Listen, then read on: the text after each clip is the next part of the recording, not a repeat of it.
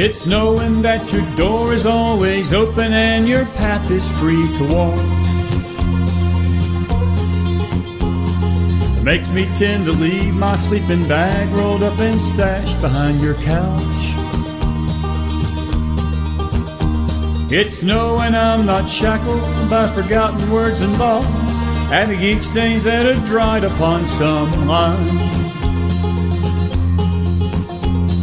That keeps you in the back roads by the rivers of my memory. That keeps you ever gentle on my mind.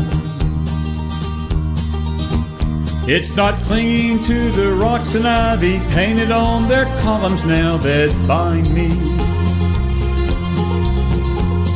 Something that somebody said because they thought we fit together walking. It's not knowing that the world will not be cursing or forgiving when I walk around the railroad track and find that you're moving on the back roads by the rivers of my memory, and hours you're just gentle on my mind. Though the wheat fields and the clotheslines and the junkyards and the highways come between us, and some other woman's crying to her mother 'cause she turned and I was gone, I still might run in silence, tears of joy might stain my face, and the summer sun might burn me till I'm blind. Not to where I cannot see you walking on the back roads by the rivers flowing gentle on my mind. I dip my cup of soup back from a gurgling, crackling cauldron in some train yard. My beard a rustling towel and a dirty hat pulled low across my face. Through cup hands round the tin can, I pretend to hold you to my breast and find that you're waiting from the back roads by the rivers of my memories, ever smiling, ever gentle on my mind.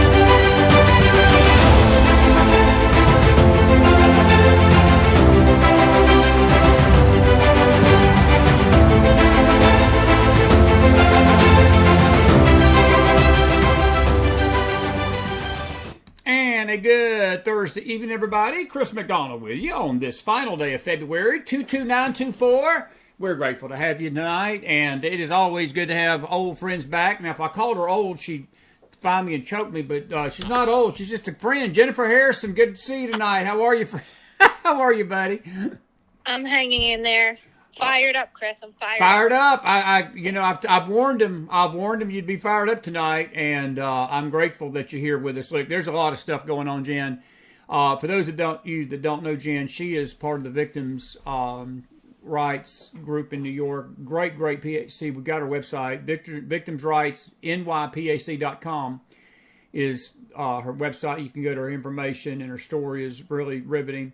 We've known you a couple of years now, I think, or a year and a half at least, coming on the show, and we're grateful that you're with us tonight.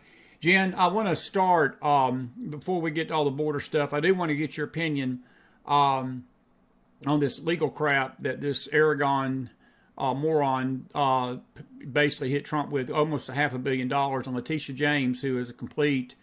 most of them need to be in jail. It ain't Trump that needs to be under the gun. To me, they have just shredded the Constitution, shredded the rule of law but it's nothing new in New York. I mean, we're seeing this, and I saw Kevin O'Leary, who, he's not a raging conservative by any stretch of the imagination, but even he has been warning that this is going to bankrupt the state because there ain't going to be anybody that's going to go up there and get and even risk trying to take out loans, because what they tried Trump with, what I understand, was a vague law that nobody has been tried under the way they did this, and there was no victim. The banks got their money back. He paid the loans back, and now he's facing having to pay the state of New York $500 million. In fact, he's already done it to appeal it, and that's another thing. But from a citizen standpoint, it's got to have you shaking your head at what the leadership in New York's doing to the Empire State. It's sad.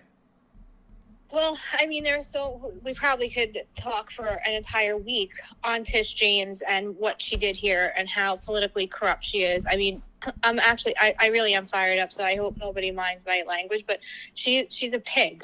She's absolutely disgusting. And from day one, I'm not sure who is familiar with New York politics or some of the things that happened here, but, she is like anti-cop, defund the police, as progressive as they come, socialist, working families party, all of the bad things, right? And bad people trying to destroy our country. And from day one, right after George Floyd, she proposed a de-escalate bill for police departments, where cops would be investigated in a police-involved shooting or a police-related death, to make sure that they de-escalated or did everything that they could to de-escalate a situation before they had to shoot somebody. Right after that came out is when detectives Mora and Rivera were killed in January of 2 years ago, I think, when Alvin Bragg took office too. Right. So I blame her for that. And before that, we had a mayor in New York. Well, I'm in Long Island, but New York City had Mayor de Blasio, who opened up what was called a nonprofit. Well, his wife did, Thrive New York, and they defrauded New York taxpayers, and I don't know if they were federally funded, of $850 million.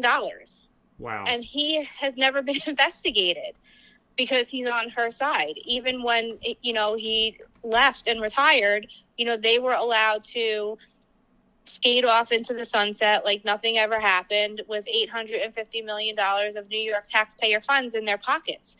So the fact that she's going after Donald Trump, which she promised to do on her campaign, and vowing to prosecute police officers, but allowing scumbags like the de Blasios to steal $850 million from people. That's right. It's absolutely disgusting. And meanwhile, she's like the chief law enforcement agent of the state. So like, who's going to check her? Because the Biden's DOJ isn't going to investigate her or overstep. So it's really, really, really sad. And now we have, this little girl in Georgia who was murdered by somebody that was released in New York City by another progressive prosecutor in Queens. And we found out that originally he was arrested for operating one of those scooters that you probably see on the news that have become a huge problem in New York City. He was operating one of them without a license with a 5-year-old child with no helmet. So he was issued either a desk appearance ticket because they don't arrest anybody anymore in New York because of bail reform. Never had to come to court. Well, the Queens prosecutor declined to prosecute his case, so he just went completely free. She just let him go. The case got dismissed. There was not even a record of it anywhere. And now, meanwhile, this Queens prosecutor, like, we have all kinds of NGOs, non-government organizations and nonprofits that are bringing these people here. Are they providing them with these scooters? Is Tish James investigating that? Because are there major organizations that are funded by taxpayers who are giving unlicensed people who are here illegally vehicles to go do DoorDash deliveries? And that's what he was doing. It's well documented in the news that he was doing DoorDash deliveries. Now he's unlicensed, right? And we know that he's capable of basically, running up to a beautiful young woman who's jogging by herself and attacking her violently, preventing her from calling 911, brutally raping her, and beating her to death so bad that her body was considered mutilated. And that's who's delivering food to your home. That's unreal. And he was from New York, is what you're telling us. This is the guy that's involved with the Lake and Riley death in Georgia, in a home state, down in University, correct?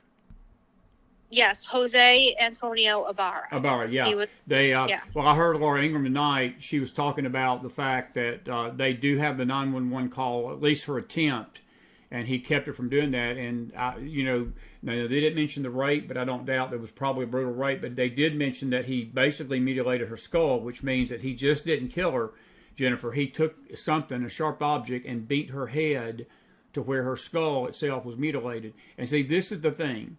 The media blows this off. The media tries to, they're trying to push this under the rug.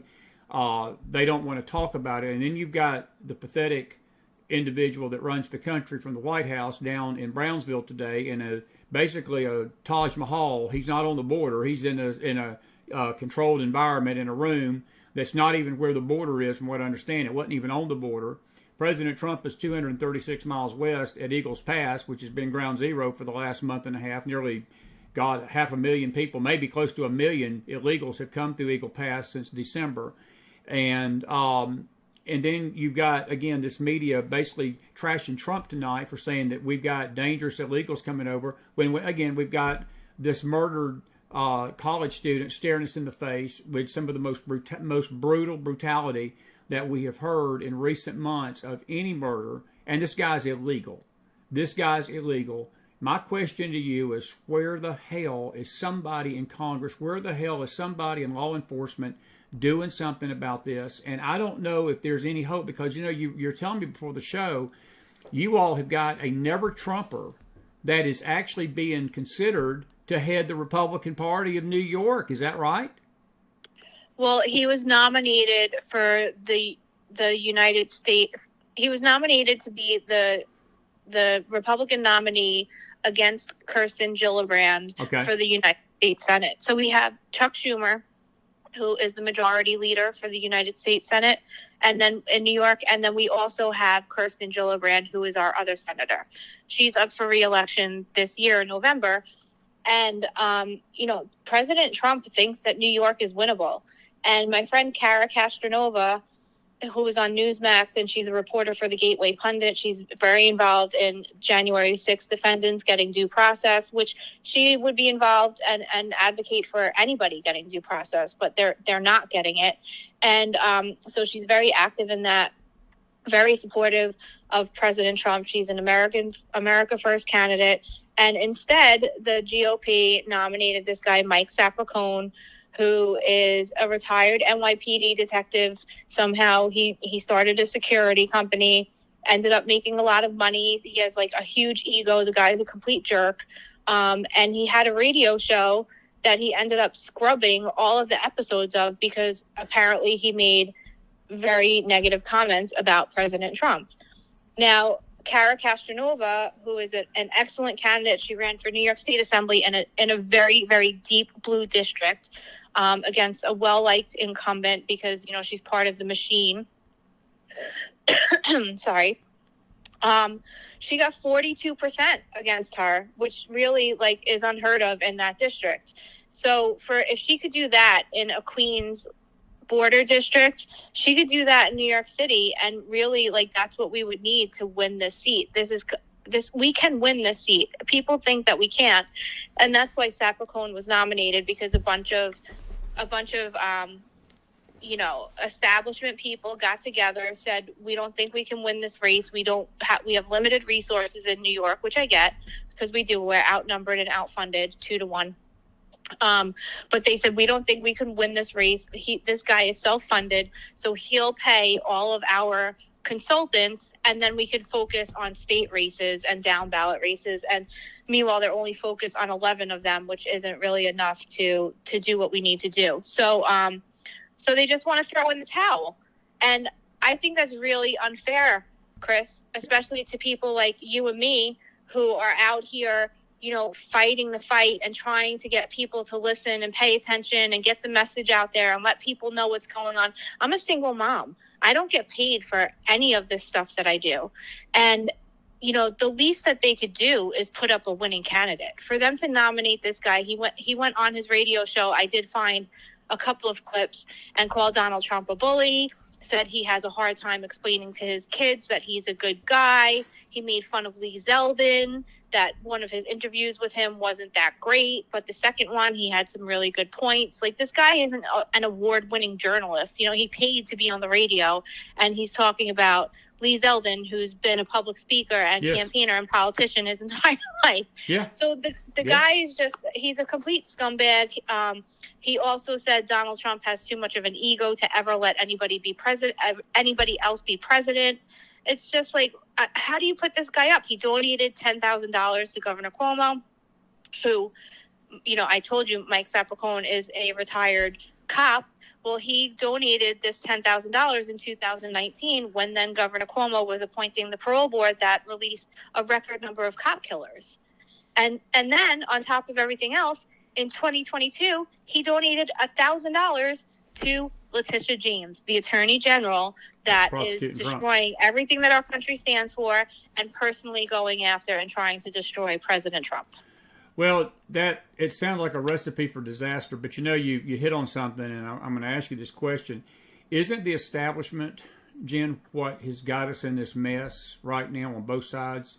This border issue, common sense people out here in America, people that are watching this show tonight, it is so easy for us to see how to fix this thing. You get the illegals, you round them up. They're not supposed to be here illegally. You take their ass back to wherever they came from, and they got 30 days to get out. If you're not out in 30 days, we'll give you a ticket out, and you won't be back. And if you don't want to go, we just put you in jail. I mean, that's just how it is. I mean, you're here illegally. You're breaking the law. You're breaking the law by being here. Most common sense people in America understand that. Most common sense people understand Joe Biden created this mess. He bragged back in 21. They had a clip on tonight from Mayorkas that they were bragging that they had taken down a lot of these executive orders by Trump that had basically stopped the flow of these illegals across the border.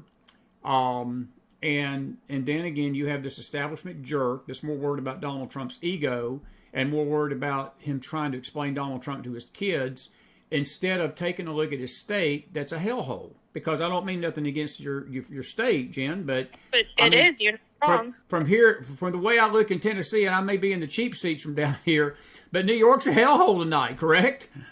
Yeah, you're not wrong. I mean, I was going to ask you if you had any room in there for me and my son because we can get out.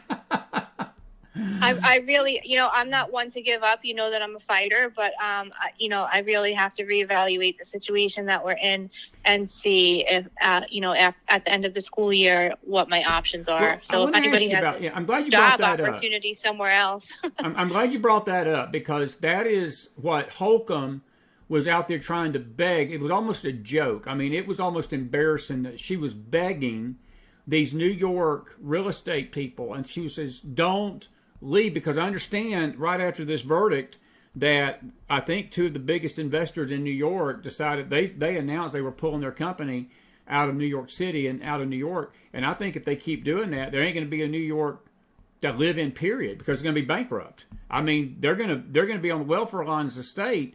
Are you hearing what's the word on the street when you talk to people up there on the streets? How's the common people in New York feel about all this?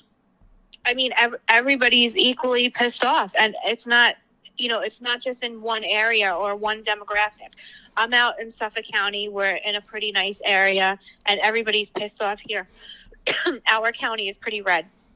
Nassau County is pretty red. So, we all feel the same way pretty much. But when you go into the city, I mean, there are a record number of Democrats that are switching over from Democrat to either independent or Republican.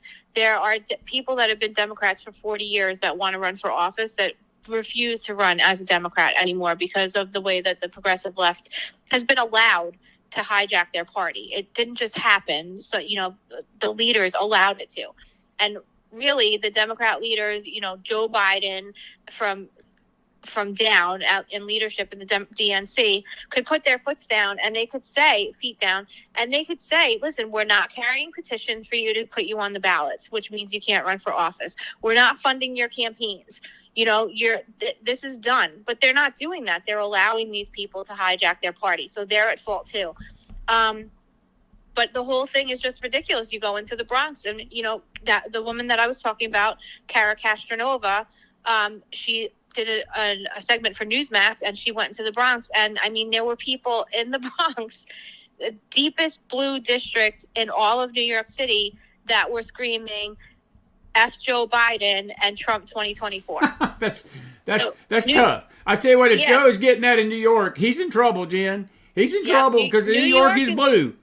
New York is winnable. You know, New York is probably going to, people don't realize this, but New York isn't as blue as everybody thinks that it is. I hear that all the time. Go ahead. Yeah. What makes up, New York City is blue. Some parts of Nassau County used to be blue. I think Westchester is pretty blue. And then there might be like one or two other counties or areas that are blue. But other than that, we have 62 counties in New York State, and most of them are red. But because of the population numbers in the areas that are blue, they decide everything on a statewide level. Well, I had Magdalene Rose on Tuesday night after the Michigan primary, and we were talking about this very thing that is frustrating to me. And, I know that, we've talked about the Dems tonight, but look, I hold the Republicans as accountable as the Dems. To be frank with you, I hold them more so in contempt because they lie to us and tell us that they're fighting for us and they're stabbing us in the back. But one thing that Magdalene and I really was totally in agreement with Tuesday night, she's a young lady that helps us with these election nights. The Republicans throw the towel in on these blue states, and I think if we was to engage the people of these blue states, Jen, and at least make an effort, you can't win a fight that you don't get involved in. You can't win an election that you don't, as you say, you throw your towel in. You can't win something unless you get in there and compete. We don't even try to compete anymore in New York. We don't even try to compete in California. We don't compete in other things. And I know that, it's just this political nonsense, and people are like, well, we'll waste resources. No, you won't, because for every vote that you go in there and you steal from the Dems, you've got a shot of upsetting Joe Biden, because if you're just going to hand it to him, he's going to win the state. You got to fight. You got to fight for Pennsylvania. You got to fight for these states, right? Right, and that's why this is so upsetting with this guy being nominated too, because Kara is a two-time Golden Glove boxing champion. She's a real fighter. I mean, she I think she was the hostess of The Biggest Loser at one point. She's on Newsmax. She's very pretty. She's super smart. She knows all the issues. She fights for people, from President Trump to January 6th. Defendants, all the way down to like the kids in Elmont where she grew up that are on the streets, who she brings into the boxing club and tries to teach them to box and gives them other opportunities to just get them off of the street. So I mean, her resume is amazing, and she's not scared to go to the Bronx and talk to these people where there's shootings and Elmont, where she lives, like I said, she got 42% of that district, which, is the demographic that we need to hit. She's not afraid to go into Harlem. She's not afraid to go into black communities. Meanwhile, Mike Sepicone is a washed up, retired detective, like typical white cop. Politician. And he's not a politician. He's a retired cop. He doesn't speak like a politician, which could be good, but he's not articulate at all. I've seen him on Newsmax a lot. He can't even hit his defund the police talking points right. Like, he just doesn't even get like the points that resonate with people. He doesn't even understand like what's really happening with those issues. And so I don't know how he's going to debate a woman, like Kirsten Gillibrand, who's a well-liked woman incumbent on abortion, when he can't even talk about his issues. But Kara Casanova will get into those neighborhoods that we need to get in, that feel disenfranchised by everybody. They feel completely homeless because, the Democrats take their votes for granted, and we just we just ignore them because we don't think that they're going to vote for us. And she can change that. And that's exactly what we need. But Mike Sappercone is definitely not going to do that. He can't relate to any of them. Number one, they all hate him because he was a cop. He locked a lot of people up. And now there's a report out. And listen, I don't want to tarnish, a veteran police officer and homicide detective's record, but he was involved in a case where apparently an innocent black man was sent to prison for 21 years. So that report, again, I don't know the facts on that case. The city, when that lawsuit was settled, it was under de Blasio, and he just gave everybody money, including the Central Park Five. So, I don't want to say exactly what happened in that case because I don't know, but that's what's out there, and that's all that these communities are going to believe and think about when they see him. So he can't go in there and talk to these people. If he is the nominee, not only is it going to hurt, not only is he not going to win, it's going to hurt every down ballot race, and it's also going to hurt President Trump. Where Kara can get into these communities, help President Trump bring home the win, give us back the White House, and help every down ballot candidate that's on the ticket with her. Well, it sounds like you got a mess up there. Listen, I haven't talked to you since all this happened. I do want to also get your opinion tonight. These hideous illegals that Alvin Bragg wouldn't even put bail on, because you are a crime victims advocate. That's what you do. You advocate and you try to help these victims of criminal activity in New York. When you saw these four punks, and two of them, but one of them especially, stick his middle finger up as he was being walking out of the police station, which basically the reason he was walking out is because the Alvin Bragg District Attorney's Office decided they didn't want to make him have to put up the bond. They take off to Arizona, they get him back. I don't know if they're in jail tonight, and then you see that horrific video of the lady where I understand these high-tech punks are grabbing them and dragging her down the street with her purse, and she's wrapped around that pole. Jen, that's horrendous stuff, but that's not happening in a third world country where there's no law. That's happening in the good old United States, in the Big Apple, where there's no law either tonight, is there? I mean, and when you saw all that, it had to get you more fired up a little bit more, because that's happening in your backyard, right? Yeah, well, I mean, it's kind of like been normalized here, which is kind of sad. That's why, sad and dangerous. Yeah, that's why I'm so upset about the Lake and Riley murder, because we all knew that this was not a matter of if but when, and I'm surprised it hasn't happened here yet. Maybe it has, but we just haven't heard it because the media is complicit in covering up for all this crap. But yeah, this is happening not just on a daily basis here, Chris, but like multiple times a day in multiple locations, and more than you would think, and that's why I'm thinking of getting out of here, because even in Suffolk County, Long Island, when I go to my supermarket, I'm angry all the time because it feels like a third world country. And I've been warning about this for 2 or 3 years, ever since we knew those flights were coming in the middle of the night to Westchester. Yeah. We knew that they were busting them out here. And, I saw the demographic of my community entirely change. I would go into the supermarket food shopping on a Saturday afternoon, and there would be a group of 20 people, not together, but, separate. But you could tell that they had never been there before. They're looking up and down at all of the boxes, trying to figure out what they are. They're looking at like all the meats, like they've never seen it before.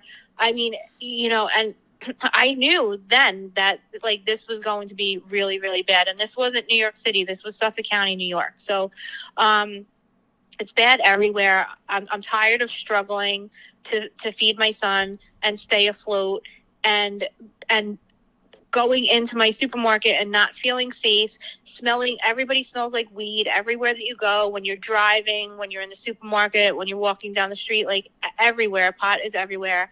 And then, I look around, I have to put things back out of my shopping cart because I can't afford everything, but everybody around me is paying with their EBT card and getting everything for free. And I walk around and I'm just angry all the time, and I'm tired of feeling like this. And you say it's happening in the good old USA, and it's not a third world country, but more and more, I mean, New York City has become, and New York State in part has become, a third world country. Let me ask you a question. This is it's an opinion question, but it's complicated. Who do you hold responsible for that? Do you hold the voters, or do you hold the officials, or do you hold both? Because see, this is the thing that I don't understand. This is the part that Chris don't understand about this whole process. Look, I know that elections in New York are about as fragile as they are in Chicago and a lot of other states, and I know that there are shenanigans that go on. But Jen, what we cannot escape, there are still people voting blue. They vote for these policies. They vote. Look, you know, you mentioned the state being conservative. I've heard that. You're not the only one. I've heard that from numerous people, that if you get out in the rural areas of New York, if you get out in the rural areas of California, they're red states. It's just the metropolises, the power hubs. In your case, New York City, you know, L.A., San Francisco, San Diego, and California, Sacramento. But New York, it's New York City. And it's like New York City, it sets the tone for the entire state. And do you believe that the people are going to finally get sick of it this go around and do something about this? Or are you concerned, like I am, that the apathy and just this caring that, well, you know, we voted Democrat all our life, we'll vote again. And they don't care about Laken Riley, what happened to her. They don't care these things you're talking about tonight. Like it's evident that the Republican Party don't care. They wouldn't put this jackanapes up for a candidate if they cared. And the Dems sure don't care. But is there anything you see on the horizon that changes this dynamic in your state? And I would say any blue state tonight. Yeah, you weren't kidding when you said that's a complicated question. There's so many different layers to this, Chris. So hopefully I stay on track and don't go off on a tangent and get lost, because I want to cover all of it. But you know, I think it will be interesting to see what happens this year in a presidential election, because the voter turnout will be higher, and it will be more. The election will be based more.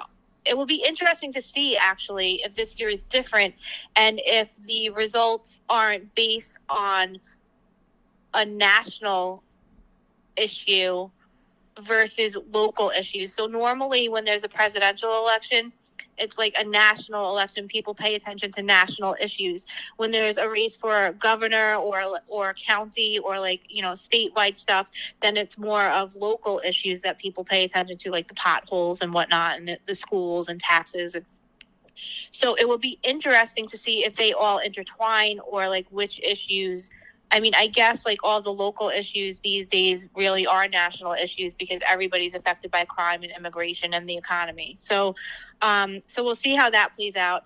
For the past 2 years, my focus has been on voter turnout, because really these people are not getting elected in New York City because an overwhelming majority is coming out and voting for them.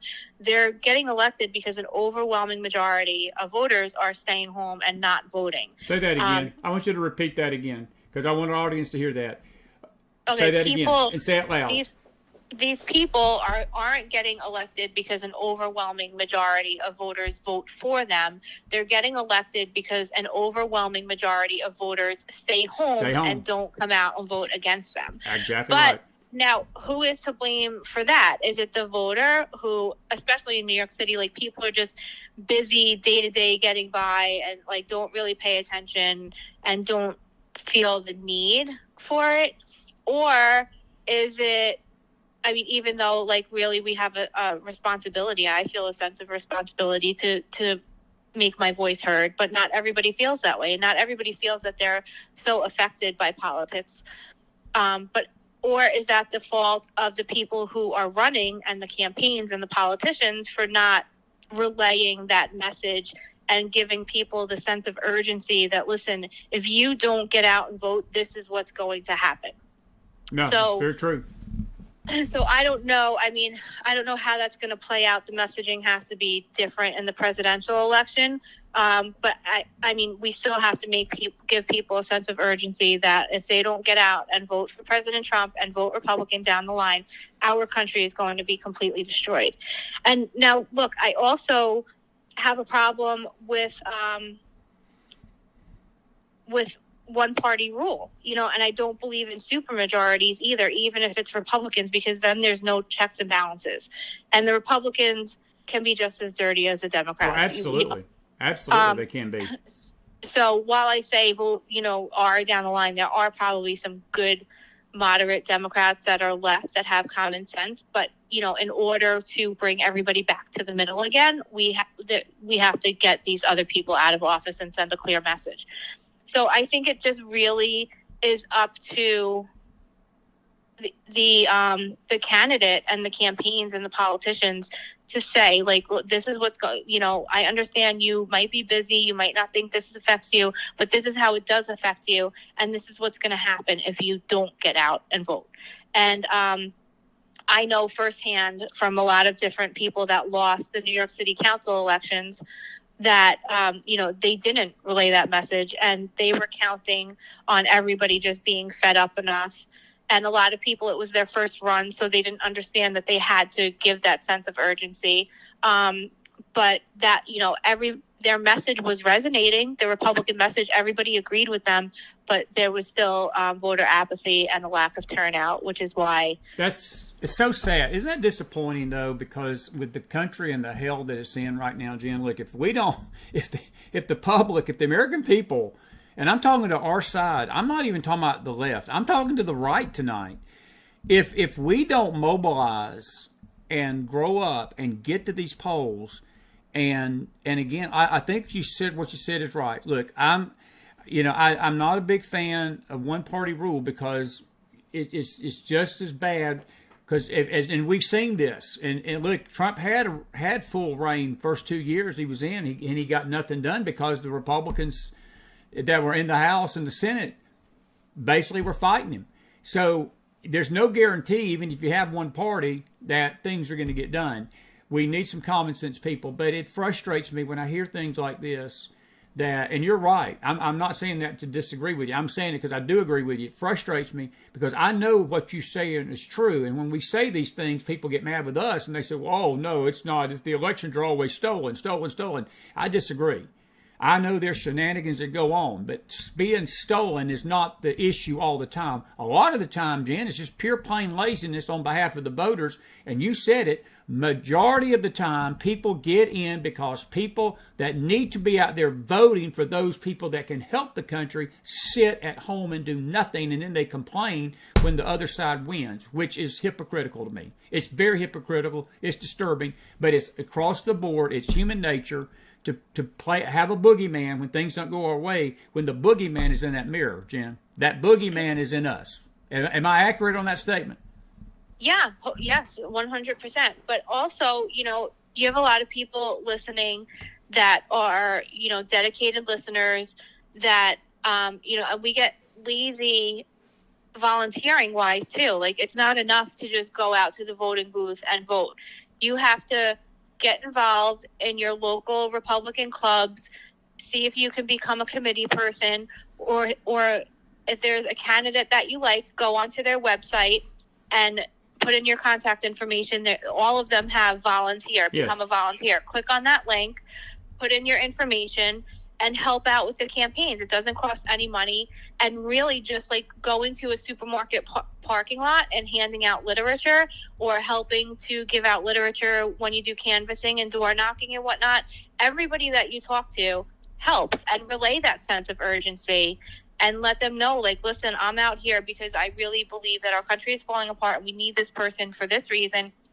And if you don't get out and vote, they're not going to win. And this is what's going to happen. And, even if you get 5 people to vote, it can make a huge difference, because if you're getting 5 people to vote, somebody else is getting 5 people to vote. So we really need to start volunteering and doing a little bit more than, just going to the booth. And we need to share information too, and not conspiracy, QAnon shit. Like, verified information that, that Donald Trump is being taken off the ballot, or that, a girl was killed while on a job on a college campus where there hasn't been a homicide in 30 years, Some people still don't even know that. My cousin has a daughter in school, and a couple of days after it happened, I called her up to ask her how she was doing with everything. And because that's all that I could think about was my beautiful little cousin away at college, because she's gorgeous, but it could be anybody. And my cousin didn't even know. And she has a girl the same age away at school. So, even though you're watching Fox News or you're watching Newsmax or OAN or Real America's Voice, wherever you get your news from, or you're listening to Chris or you listen to Sid or, talk radio, not everybody is doing that. So not everybody knows what you know. And even if you just share links, on your pages, it could raise awareness and it could change somebody's vote. Yep. Good to see my old buddy Jeff Portavant, my locker mate from high school. He's in the house tonight on Facebook, and I'll read you his comment, and he's absolutely right. He said, it's abhorrent at our lack of participation in elections. We cannot survive another term of Biden. Jen, that's an understatement, but I do want to ask you about that in New York. Do you think there's a prayer that Trump can take New York if all New Yorkers got out and voted? Is there more Republicans in New York than we're being told? If it come down to cases, let's just say every Republican went out and voted and every Democrat went out and voted, do you believe there would be enough Republicans for Trump to take New York? Oh, yeah. New York is winnable. New York is completely winnable. Okay. There are a lot of Democrats that aren't going to say anything but are going to come out and vote for him. I believe that. No, I believe that totally. Listen, I want to ask you, let me just say this to our audience, folks. If you got a question for Jen, go ahead and be putting it in the YouTube and the Facebook, and we'll ask her tonight. Dennis Floyd's got one. We'll get his question here in a minute, and I'll ask you, Jen. What is your thoughts? What was your thoughts today on and not today, but yesterday, Mitch McConnell stepping down? That's I think going to be a good sign for these Republicans. Do you see a house cleaning coming with the federal government too? Do you think there's going to be a house cleaning in the Senate and the House come November? I mean, I hope so, but that's a part of the problem too. Is that I really think that there should be laws where senators and congressmen have to hire people to work from the staffers within their districts. I think that's a great point. That's a great suggestion. Yeah, because they hire lobbyists. It's all like political favors and whatnot, and that's part of the swamp. So I hope that there's a house cleaning, but not just with elected officials and leadership, but with staffers too. Yeah, I'm with you that totally. Folks, you're watching a very special McFiles program tonight, and if you've got a question for Jen, please put it in the house. We'll be glad to ask you if it's on the topic. You saw the border interviews today, Trump and Biden, pretty much a huge contrast. What was your thought of both? It sort of ticked me off. Biden was even out there. It's politics. And, look, what I believe is what Laura Ingraham said tonight. She said that basically he can promise the country all he wants to. He's going to solve this border crisis. Well, that's cheap talk when it's February of 2024. And we and you both know if the nightmare of all nightmares takes place in the fall and he gets reelected, he ain't going to no more shut that border down than Adam's house cat. And it's going to be wide open for 4 more years. And Jen, I think you said it a while ago, we ain't going to have a country. We ain't going to have a country, my friend. I mean, New York won't be saved. Tennessee won't be saved. Georgia won't be saved. No state in the union to be saved after this invasion. We got an invasion going on tonight.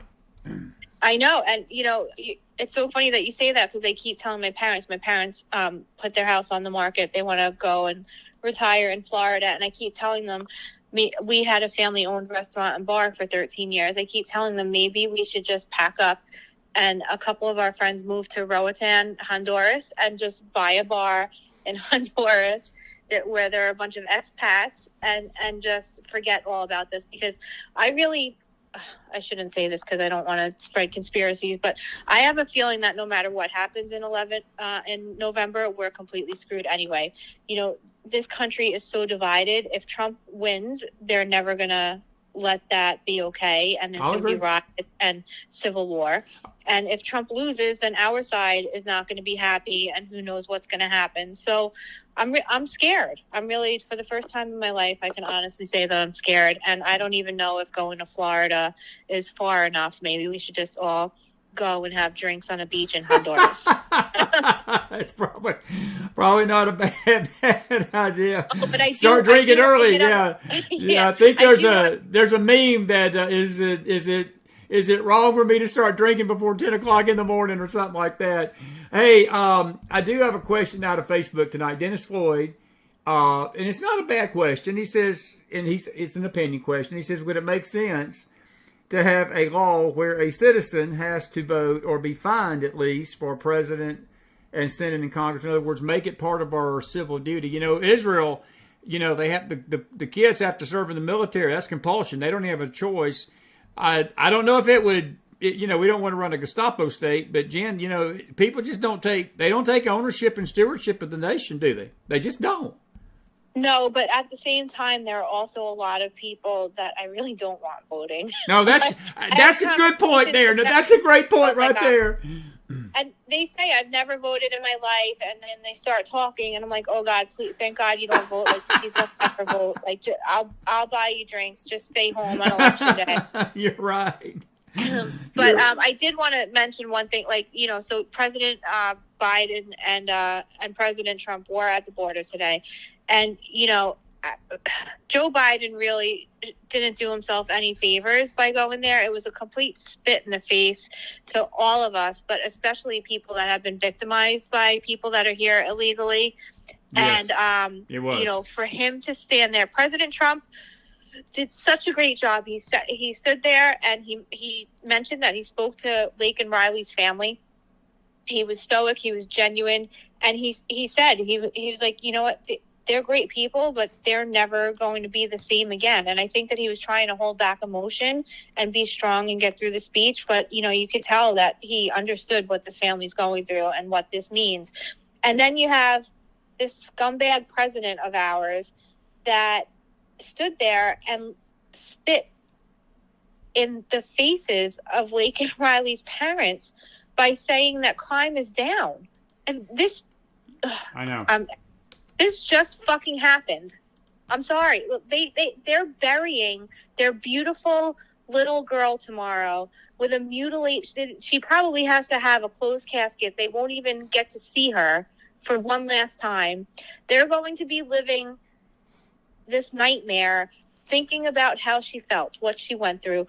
Every little second when she tried to call 911, was she wondering where mommy was? Was she scared? Like, why wasn't I there? Why did I let her go to that school? Why was she, all of these different things these parents are going to be feeling every second of every day for the rest of their lives. And for this POS to stand there on national television and talk about how crime rates are down when the entire nation is completely outraged about this was probably the worst political move that he could have ever made in his entire life. And whoever made that decision and told him to say that should be fired immediately. Absolutely. Absolutely. I'm with you there. Totally. I really am. It's a good point. I was looking over here at the, or do you think that, Jake Franchise, Jake, good to see you tonight. He says, crime is down. That's laughable. Amy Miller, she says, I agree 100% with the laziness of people not voting, but part of it is that people are sick of politics and their lies, promises and quality of candidates being offered by both parties to get our vote. We are no longer living in a time of voting for Democrats or Republicans. We're living in a time where it's about the existence or non-existence of this nation. That's an excellent point, Jen. Somebody took issue with us the other night, and they were telling us, and it's nothing, man. I wasn't mad at the person for saying it. I understood where they're coming from. I disagree with what they said, but they made this statement. They said that Donald Trump is, is not qualified to run. He's not a good Republican. And I said, basically, I don't really give whether he's a good Republican or not, Jen. I want him to be a good American. And I think Amy Miller's point is so well said, because we are voting instead of party. We need to be voting patriot or traitor. If they're for the country, I vote for them. If they're a traitor, I don't care if they got an R beside their name or a D beside their name. And unfortunately, the way our political system runs, you have to hold your breath and hold your nose on some Republicans so the Republicans can be in power, because they are the least. I'll put it like this. The Democrats are batshit turdish. The Republicans are a little bit less bat crap crazy. But the problem is that for the balance of power, you almost have to hold your nose on some Republicans. But her point, I think, is the best point about this whole election system. And she's right. A lot of it's not a full excuse why people stay home, but she's absolutely right. I think the reason people stay home, they're sick of this mess and watching these backroom deals and us get screwed up the butt out here in America, because ultimately the people that lose in these political little deals is us. It's never the politicians, it's we the people. And that can be argued for the COVID mandates, that can be argued for the mask mandates, the J6 crap, what's happening to Trump, the way they're cheating on these elections, the way they're screwing us over at the gas station and the grocery store and everywhere else. Everywhere else tonight. I get her point, and she's right. We better start voting patriot and American versus traitor than worrying about whether they're Republican or Democrat, because there's a lot of Republicans that are just a bunch of backstabbing, you-know-what traitors is the Dems to me. Yeah, agreed. But at the same time, we also need people to step up and run. And that's where, getting complacent and lazy, and I'm not saying that the person that brought this up is doing that. I'm not accusing anybody of it. But, you can't just complain about that. We need good candidates to run. And we need people like Kara Castronova, who, when the establishment tells her, like, oh, sorry, we nominated this guy, isn't going to say, like, oh, okay, and go away with her tail between her legs. She's going to stand up for what's right. And she's going to say, you know what? No, I'm not backing down to the establishment and a bunch of, old white guys who made a backroom deal so that they could, pay their bottom feeder, incompetent consultants. I know that I'm the candidate that can win this race. I love my country. I love President Trump. This is doable, and I'm going to fight for it. And we need more people to do that. And we need more people to volunteer for their campaign, because, a grassroots campaign that doesn't have funding is not easy to go against the establishment. So that's why we need an army. We need an army of candidates, and we need an army of volunteers that aren't just going to say, oh, the election was stolen and sit home, that are actually going to get up and fight for their country, because this is a revolution and it is a civil war. And maybe it's not the kind that we fight with guns. Maybe it's the kind that we fight by going door to door and talking to people and getting people out to vote and supporting candidates that can save our country. Totally agree. And Amy Miller, she agreed with your point about the 100% being laziness. Look, she wasn't disagreeing with what you're saying, but I understand her point very well, because I've said this too, that it's not even Republican Democrat anymore. I mean, it's either they love the country or they don't. Jeff Portavant, he's a classmate. Jeff, it's really good to see you tonight, buddy. It really is. Go Dogs. He's a big dog fan, and he moved, and he's posting this tonight. He moved. He said, I got so discouraged with America in 2016 that I moved to China. He said, I don't recommend that move, but he said there was no political discourse like here. And you see, Jen, that's what makes it so frustrating in our nation. We are a free country. We have freedom to vote. People like China and North Korea and some of these Islamic-run countries, there are no rights. They don't have our right and our freedom to vote. And it's insane that we don't exercise these things, because where Jeff went to, and he's a great guy, he's a good friend, good classmate, but where he went, they can't vote in China. Z wins 100-0. Yeah, it's crazy. But I mean, at the same time, how insane is it that, I'm sure he knew what he was getting himself into, and he went anyway because of how it was here. And, I'm very good friends and work very hard to get justice for Tara Reid, who accused Joe Biden of sexually assaulting her when she was a staffer for him as a senator in 1993. And she actually finally got a book deal after they destroyed her life. She was going to Germany and Russia to help with the translation of the book. And I asked her not to, because we were just about to get her a congressional hearing, but she couldn't wait anymore. She was, she was broke. She couldn't support herself. And this was the only way that she could have money coming in. So she went, and as soon as she left, that's when the guy, I forget his name, but he went to Iraq, or he went somewhere, and he was arrested. He was a whistleblower, and he was arrested when he came back or when he landed in another country. And then Tara was advised by several people in Congress and attorneys that she probably shouldn't come back, that she's not safe here, and that they couldn't guarantee that she wouldn't be arrested for violating sanctions for going to Russia to do her book deal, which isn't a violation of the sanction. So, I mean, when you have people in Russia, or people fleeing to Russia because they feel safer there than they do here because they spoke out against the president who raped her. I mean, that's pretty scary. Well, pretty Jen, scary times. I will tell you this, and I got Corey. I'm going to get to your question real quick. Corey's got a good question for you, but I do want to say this before I get to Corey Aguilar's question. I talked to a gentleman last week. I was in Nashville at the NRB, and he's an American. He's Russian, but he's lived in America. He's lived in Russia, and he's a native Ukrainian, but he's in Russia right now. And he's a man of faith, a good man. And he's told me this several times. Every time I see him, I've seen him 2-3 years in a row over there, and we developed a friendship. And he tells me all the time. He says, "Chris," he said, and we're talking faith now. The Christians in Russia, he said, have more freedom than you Christians do here in America. And he said the populace in Russia, where people believe it or not, he said, have more freedom. If you compare what the freedoms are over there compared to our nation right now, he said it's night and day. And he said, I hate to say that. He said, I know people would take issue with that, but he said, I've lived it. He said, I'm not just making this up out of a book or, taking the word of some third, fourth party. He said, I've lived this. And I don't doubt that. But Corey Aguilar's got a question for you about the real estate thing, and it's a good one. She says, have you seen an uptick of investors leaving New York after the Trump ruling? Have you seen that yourself? Or is it just blather, or do you think that's actually going to be happening, these investors? Because look, that's money.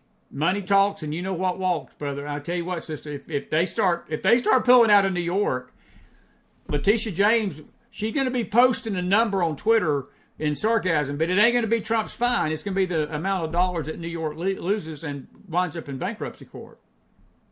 Yeah.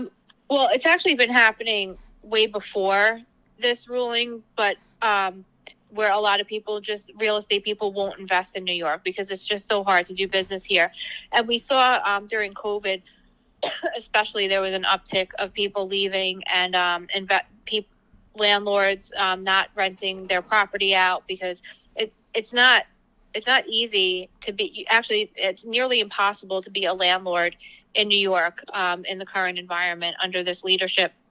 So it's been going on for quite some time. But immediately after the verdict and the sentencing, I even heard talk of the stock exchanges leaving. Yeah, I heard that too. Can you imagine New York City without Wall Street? Can you imagine it without the Koch brothers? Can you imagine it without... I even heard Warren Buffett's name come up. I mean, I don't think Warren's going to leave New York, but I even heard Warren Buffett's name come up, that this is going to affect him. So, Jen, Letitia James had better be careful what she's doing, because she's about to drive the money out of the state, and the state needs money to run, as all states do. But... Well, it's so interesting that this is the web that they weave, right? Because absolutely, it is. That's the whole entire machine of New York City politics. Is that, and that's why a part of me doesn't blame Mike Sapicone as a business owner for donating to certain people. It's just the timing of when he did it, because there are people that are heavily involved in the Manhattan GOP that are huge Democrat donors. But they have to be, because as soon as Letitia James hears that they donated to one of her opponents, she gets on the phone with them and calls them personally. And now they know that she's serious. So it's just a matter of, are they constantly going to live in fear? Or are they going to finally take a stand and either just leave or fight for their city and their state and start donating to other people and take these people out? It's so true. I think they're just going to leave. Yeah, I think so too. A couple of statements I want to read. Deborah Young says, primary, these Republicans that are voting wrong, absolutely. And then Joey Atkins says people are losing hope, but don't. And I want to echo Joey's sentiment as we close tonight. Our time's run out. and I'm going to give you the final word.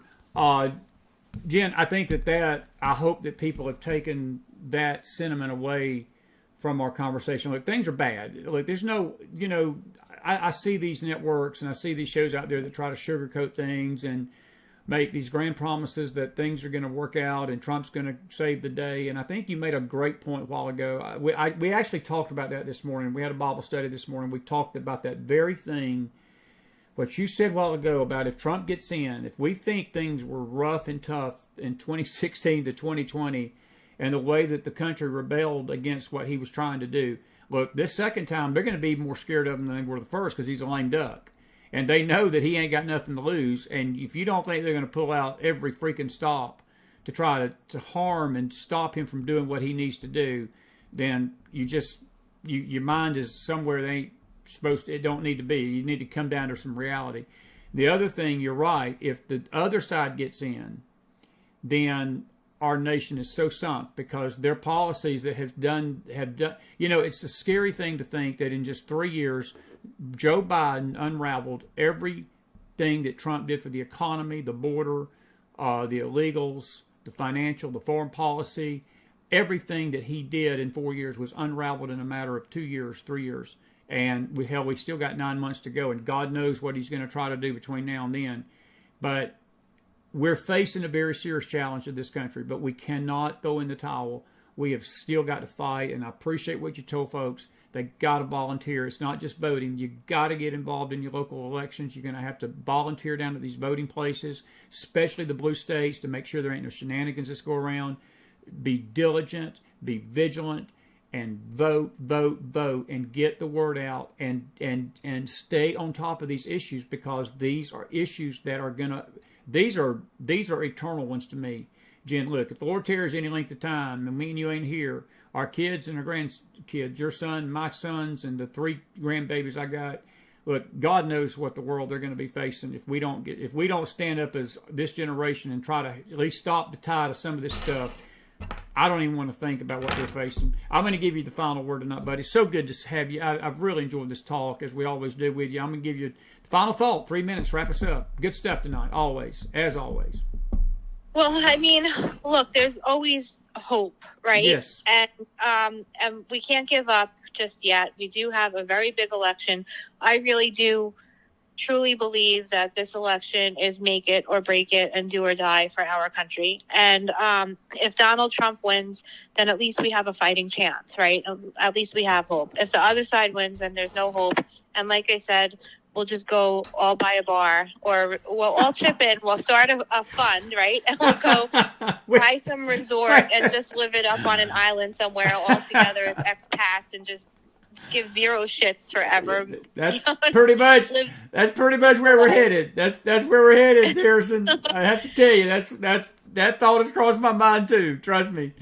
But until then, like you said, we really do need people to volunteer, whether it's for a campaign or signing up to work at your local board of elections and oversee some of the elections, be a spotter. Just volunteer in whatever way you can. If there's a candidate that you're interested in, reach out to them and see if there's anything that you could do to help. And no matter what happens, we're going to get through it. God has some kind of plan and reason for whatever is happening, but we can't be complicit in our own demise. So don't give up hope yet. Get out there and do what you can, whatever part of it interests you. Just do what you can to help save our country. Jen, I think you just said something that's probably the most important statement I've heard in the history of this network. We cannot be complicit in our own destruction. That is so well said. I don't think anybody has worded it or phrased it any better than that. We cannot be complicit in our own destruction. And by not voting, that's exactly what we do. And by not getting involved in our country, that's exactly what we do. And that's so well said, friend. Listen, I appreciate you. Give everybody a website where they can find you. And also, Kara, I think it's KaraForAssembly.com. Is that right? That's her website. Kara for Senate. For Senate. I'm sorry, I can't read tonight. KaraForSenate.com. And I encourage folks to visit her website. I'm going to try to reach out to her and see if she'll come on the network. When's the primary for her? June. If you see her, give her my information and tell her we'd love to give her a platform to come on and share her platform with us here on the McFiles, because we'll be glad to help her in any way we can, because I really want this to go right for you guys in New York. Y'all got to have some fighters. You got to have some people that's going to fight up there, and like you said, not with guns, but with ideas, and get out there and fight for the country, fight for the state, and fight for this nation. So anyway, what's your website? victimsrightsnypac.com. And on, yeah, that's the Political Action Committee, and on that site is our link to our advocacy group and nonprofit and all of the donations go towards my work supporting and advocating for victims. Sounds good, my friend. Jennifer, thank you so much for being with me. I'll be in touch, and thank you again for being with me tonight, dear. Okay, thank you. God bless. Jennifer Harrison, everybody, put some fire in that house for her, and we're grateful for her, and we hope that you enjoyed this Thursday night interview. We've had a good week of guests, haven't we? Judge Sarah Lynn Allen Tuesday night, had Joe Gilbert Monday night, and James R. Monday night, and somebody named Christopher McDonald Wednesday night. I don't know. Anyway, good stuff tonight, and we hope that you enjoyed Jennifer's thoughts. And thank y'all. We had some good questions out there. We really did. It was good to see everybody. And I thank you, Clay, for posting that. We cannot be complicit in our own destruction. We cannot be complicit in our own destruction. I want to say that again. I like what she said there. We cannot be complicit. We cannot be complicit in our own destruction. Can't say it much better than that. That's probably the most profound statements I've heard. And I think, sadly, we are. I do want to say this as I close tonight. We talked about this morning, and on the Bible study, we were talking about the end of Babylon. We've been studying Daniel in the mornings, and we literally studied Daniel chapter 5. We finished up chapter 5 this morning, and we talked about the writing on the wall, the handwriting on the wall, where God told Belshazzar that his kingdom was numbered, weighed, and divided. And he was basically telling Belshazzar that the time of the Babylonian Empire had come to an end. And the Medes and the Persians were going to take over the earth, basically, from this world empire of the past. But as I read this handwriting on the wall, I couldn't help but think of our nation tonight. I could not help but think of America. And where we stand in Bible prophecy and the future of this nation. All empires, folks, of the past, all of them. It doesn't matter which one, going all the way back to the days of Egypt. You could argue that Egypt was really the first world empire that really covered the earth after the days of Moses, or during the days of Moses. And Egypt was the first. And Assyria, Babylon, Medo-Persia, Greece, Rome, and then there's a future revised Roman Empire and a future Grecian Empire that's going to be revived on the earth, and both those are going to be influenced. And one of them, the revised Grecian, will be completely headed by the Antichrist. It's really the kingdom of the beast when you get down to it. But all of these nations, and if you go outside of Bible history, that's Bible history. If you go outside of that and go to world history and you look at every single nation, every single empire that's ever been on this earth, folks, the Ottomans, the Chinese, the Japanese, all of these empires have had a beginning and they've had an end. All empires have a start, but they're all numbered. Every single one of them have a number of the time that they've got influence on the earth. Let me just say this as I wrap this up tonight. I'll make this quick as I can. America tonight, even though we're in a weakened state, we are still the most powerful nation on this planet. I know the media is trying to convince you that China has surpassed us, and the Japanese have surpassed us, and the Russians have surpassed us, and this nation has surpassed us. That's just poppycock. No, it's not. America is still as bad a shape as we're in, spiritually, morally, financially, politically, respect around the world. we still have power. How long we have that power deals with the second part of that handwriting where God said you've been weighed in the balance and you've been found wanting. Those balances tend to represent a choice. In other words, the balance can go either way. And I look at that as we can either get closer to God or we can get further away from God. And God was basically saying this to a wicked king, and he knew the heart of Belshazzar. He knew where Belshazzar's heart was, and it was definitely not for God. It was in contempt of God. And I'm not trying to rehash the Bible study, but in a way I am. I'm trying to make a point here tonight on this network, on the news network, because it applies to everything Jennifer Harrison was talking about tonight. We have a choice. We are being weighed in the balance right now, I believe, about our future as a nation in the courts of heaven. I know that there's some people that they take great glee and they mock and they take great glee in the destruction of others, and they take great glee, and when you talk about God judging and destroying America, they almost get a twinkle in their eye like that's a good thing. And I don't, folks. That's not me. I don't say that with any kind of desire to see our nation destroyed. I love this country. My citizenship is in heaven first tonight, but I am an American citizen. I would not live in any other nation on the face of this earth, no matter how bad it gets. I'm going down with the ship. I'm going down with the ship. If America goes down, Chris will be going down with it until Jesus comes. I'm here to pray for my country. I'm here to support my country. That's why we do this network. That's why we do this show every night, to encourage you to fight the fight of faith, to fight for America, fight for your families, fight for each other, love each other, have each other's back. We got nothing else but God and us. That's it. But as bad as things are, I still believe that God is weighing this nation in his balances. He's weighing us. He's trying to see if there's any hope. And Jennifer mentioned the hope tonight. He's wanting there to be a turn of the corporate nation back to him. And it starts with the church, and then it goes to the government, and then it goes down to us individually. I don't see, sadly, that the apostate church in America is making any effort to get closer to God. I see just the opposite. I see self-righteousness. I see Phariseeism.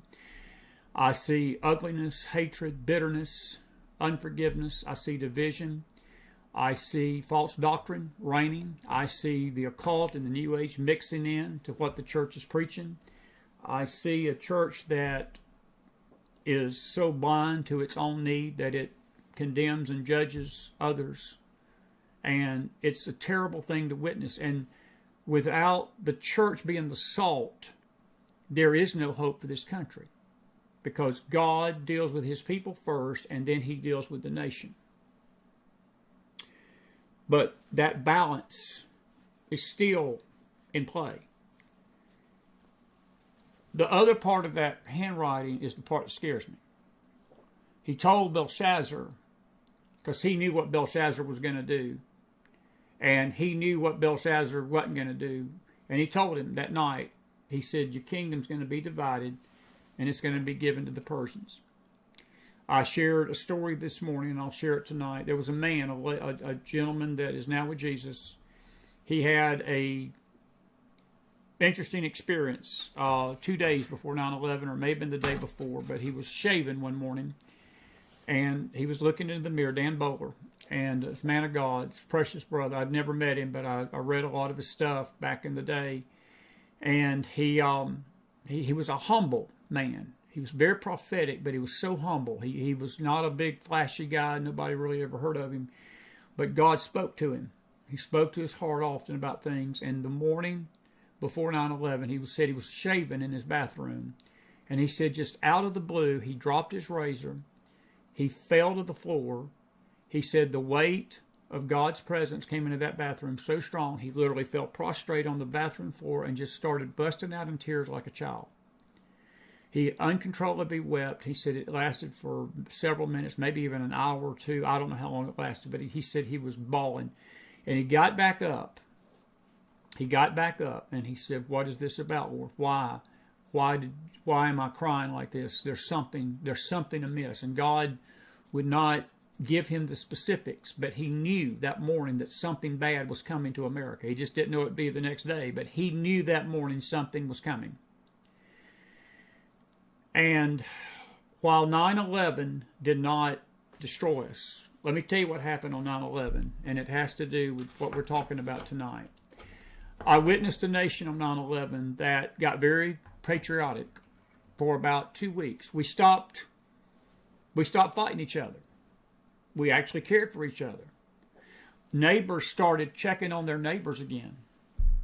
People actually loved each other. We didn't call each other bad names, and we didn't accuse people of stuff, and we didn't trash one political party over another. We were no longer Republican. We were no longer Democrat. And just for a few weeks, we experienced what that felt as a nation, because we were sincerely scared that our nation was at risk, that we may not get through this, because we didn't know who the enemy was for a few days. And even when we found out who the enemy was, we were all sitting on pins and needles for weeks and months after 9/11 thinking this could happen again. And we didn't know it couldn't. And I witnessed a nation that actually came together briefly. It lasted 2 weeks. That's all it lasted. And then we went right back to being as divided and as being as hateful and wicked as we've ever been to each other. And it's just gotten worse for the last 22 years. God told that wicked king, he said, in the weighing of the balances and the weighing of where you're going to go, I've seen that you're not going to make the right call, and I'm going to divide your kingdom and I'm going to give it to another. The other thing that the Lord told Dan right before he died, this was after 9/11, he told Bowler, he did speak this to him. He said, the power that will invade America at some point in the future, if she don't turn back to me, is going to be a Persian power. A Persian power, because it's the same power that invaded Babylon. It's very ironic that the Lord spoke that to him. Because our biggest enemy tonight, folks, and we've had people on this news network that every time they come on, Eric Karen, every time I've asked him, Eric, what's the biggest threat to America? He looks at me and don't even blink. He says, Iran. He says, Iran. He said, Iran is the greatest threat to this nation's freedom and this nation's security. And that's the old Persian Empire. Now, I'm not sitting here predicting anything tonight, and don't go off and say, well, Chris says Iran's going to destroy America. I didn't say that. That prophetic word was given to Dan Bowler 23 years ago, and there's been a lot of things that's happened since then. A lot of presidents have come and gone. America's still here tonight. I believe we are still being weighed in those balances. But before we can say that we're not going to be divided totally and destroyed, we've got to make a choice tonight as a people what kind of nation we want. We just do. And I pray with everything in me tonight that God finds our hearts sincere to come before Him and draw near to Him as a country. It starts with us as Christians. It starts with us as Christians. I'll say it again tonight. I know I'm going a little late, but I think this is important. I want you to listen to me. All the intercession in the world, the only thing it ultimately may be able to do is delay what's coming. There is no record of America in the Bible as it relates to Bible prophecy. The future of America is so unclear. I do believe at some point America is going to be taken off the stage. It may very well be destroyed. It's not yet happened because we're still, I think, being weighed in the balances. And as long as we're here, and as long as the church is here, and as long as there's Christians here and believers that really, truly love Jesus, that are not religious. I'm not talking about religious people. I'm talking about truly saved, born again, Jesus-loving, people-loving children of God that have His mercy and His grace on them and His blood covering them tonight. And they know Him, not by name, but they know Him intimately and personally. And He lives inside of them. He lives through them every day to others. and they're his, and he is theirs. Well, as long as the remnant of God's church is here on this earth prior to the rapture, there's hope for America. Can I promise you that this remnant can stop this judgment from coming? No, I cannot. I think that the nation has crossed the line in many areas, the way we've done things and the way we have blasphemed God. Folks, this nation has come as close to blaspheming the Holy Spirit as any nation I've ever seen, short of Israel, what they did when they crucified Christ. But the kicker tonight is this. Despite all of Israel's problems, when you read this beautiful book right here, and you get to the end of this book, Israel is still standing. I've looked in this book over and over and over and over and over. I can't find America mentioned once. I can't find America even hinted at once. I find Israel over 3,265 times. I see Jerusalem about 667 times. 676 times, I should say, in this book. I see Zion mentioned 400 plus times. I see Jacob, which is a surname of Israel, mentioned another 500-600 times in the book. So, what does that tell us tonight? Israel is going to be restored. There's no promise that America will be. So what do? Do we throw the towel in and say, well, there's no hope? No, we don't do that. No, we keep praying. We keep praying for this country. We still fight for this country, and I will fight until the day I die for this nation on this network. With the Lord's help and the grace of God, I'm going to be right here fighting. And I pray that you will too. And I pray you'll come along with us on this journey this year, because we've got a lot to do. We've got a lot to fight for. These elections, as Jennifer said, I'm totally with her on this. I think this election is a make or break. I think we've had a lot of make or breaks.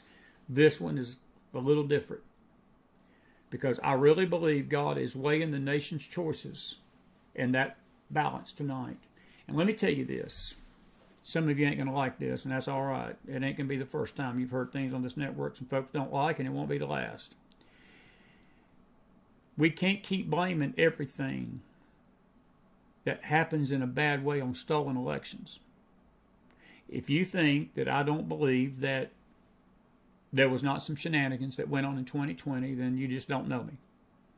I'm not naive, and I'm not some Southerner that fell off the turnip trunk yesterday and don't have a brain. No, I'm very aware that there were shenanigans in many states, including my home state of Georgia. I get it. But one thing we cannot escape, folks, the country ultimately got the leader it wanted. I hope you heard what Jen said, and I am going to close on this. A righteous leader, as Trump, if Trump was to be elected tomorrow, you'd have civil war in this country. Half the country would rebel against him and fight him, and there is no telling what they would try to do to stop him. They did it before, they're going to do it again. It's not going to be peace. There ain't going to be no peace on the Ponderosa, even if he is elected. He's got 4 years, and I can tell you it's going to be 4 years that you ain't never seen some of the crap that they're going to pull. Folks, if these folks would weaponize the virus and do the crap they did in 2020, do you not think they got stuff planned for us that there is no telling what they got coming? And the other part is what she said too. If the other side gets in, then you're going to see a continuation of this downward spiral. And it very well that may be our judgment, may be Joe Biden himself. That may be our ultimate judgment, is Joe Biden himself, because we ultimately get the leaders we want. And I know some of you are out there hissing and spitting and all over the network and saying, well, that's not the one I want. It may not be. But ultimately a nation gets the leader it wants. And you've got a divided nation tonight, and that prophecy that God gave Babylon is on America tonight, folks. We are divided. We are a divided nation. And if we don't come together soon, we're going to be given to another power. And that is my opinion tonight.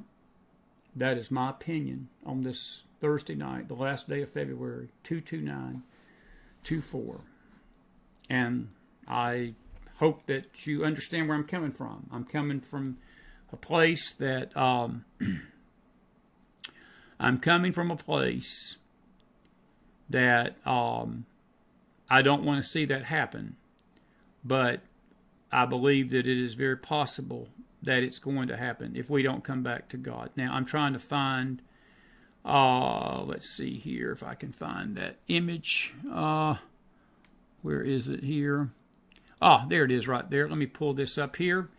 Don't forget our dear friends at who'syourwarriorcoffee.com/themcfiles. It's just /McFiles, not TheMcFiles. This is a great company, and we're grateful for their support and their sponsorship of our network. Their coffee's roasted and shipped once it's produced through their website. This is our dear friend Natalie Corvin's family, Who's Your Warrior Coffee in Indiana, a combat veteran-owned coffee located in Brownsburg. If you've got a phone, you can scan that code there tonight or go to the website, who'syourwarriorcoffee.com/McFiles. A proceed of every bag of coffee that you get from these great people, a part of that goes back into the network to help keep us fighting. And fighting and fighting and fighting. Listen, I love you tonight. No show tomorrow night. We've given you 5. We've been double time Monday and Tuesday night. Magdalene, I forgot about Magdalene. She was great Tuesday night. Now, next week, we got Tony Branco coming Monday night. Great guy, cartoonist. You love Tony. I love Tony. He's good. He's funny. Can't wait to talk to him about this stuff. And then we've got Tuesday night election coverage starting at 9 o'clock. Me and Magdalene for sure. Jennifer said she might jump in and help us do some of the totals. And Mike Simonelli from New York may come on too. James R. may pop in. Eric Karen. We may get Eric. We may have a panel. But we're going to be covering this Super Tuesday race because this is really the biggie across the country on both the Democrat and the Republican side. So it's going to be pretty much we'll be here to midnight whenever these races are called. So please join us for that. Hopefully these will be called quickly because I don't want to have to stay up to 1 o'clock in the morning. Super Tuesday. I'd rather have this done quickly and we can say goodnight and see you, sayonara. And then Bill Federer, we'll play Bill Federer's interview next week. And who else we got coming? There's somebody else. Ricky Wilson will be with us March the 11th, which is a week from Monday, and she'll be back with us then. So listen, we got some great guests coming. And listen, folks, we love you tonight. I'm not saying these things to be a downer, a Debbie Downer, but it's reality. We got a terrible crossroads, and I do believe tonight, folks, where our nation is in the balance. It can go either way, and a lot depends on us, we the people, but especially we the church. And we just need to pray for each other, and we need to find the Lord through this and pray for one another. And do be safe out there, folks, this weekend. Have a good weekend. I'll see you Sunday morning next time on our Faith Network. And listen, I love you. Please join us. And if you did enjoy the content tonight, please remember, send your giving. ZELLE, chrismac44@gmail.com, paypal.me/themcfiles, Venmo, themcfileschris, Cash.App /$TheMcFiles, and Patreon. Patreon.com/themcfiles. And don't forget Natalie's company, I'll put that up again, who'syourwarriorcoffee.com/McFiles. And we're grateful for all you that help us keep this network going through your love gifts and donations. Thank you so much for tonight. Listen, have a good one. I'm going to go out with my favorite song. I've loved doing this song. Eddie Cole helped me record this, and I like this song. And we appreciate you tuning in tonight. Have a good night, everybody. Be blessed. I'll see you Sunday. Have a good weekend, everybody. Take care. It's knowing that your door is always open and your path is free to walk. It makes me tend to leave my sleeping bag rolled up and stashed behind your couch. It's knowing I'm not shackled by forgotten words and bonds, having ink stains that have dried upon some line. That keeps you in the back roads by the rivers of my memory, that keeps you ever gentle on my mind.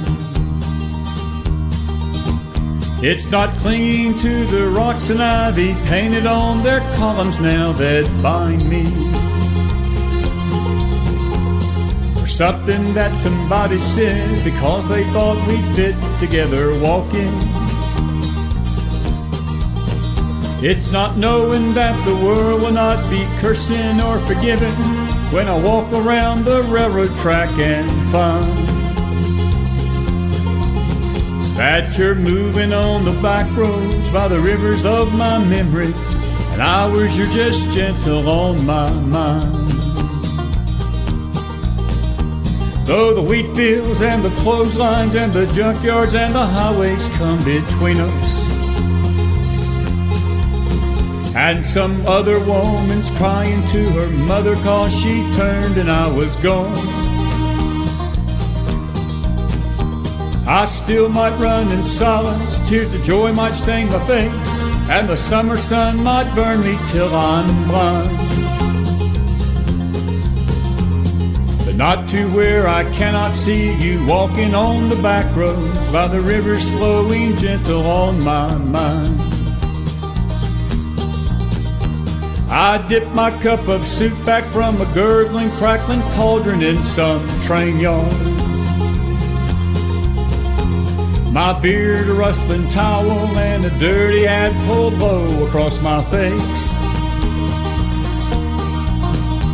Through cup hands round the tin can, I pretend to hold you to my breast and find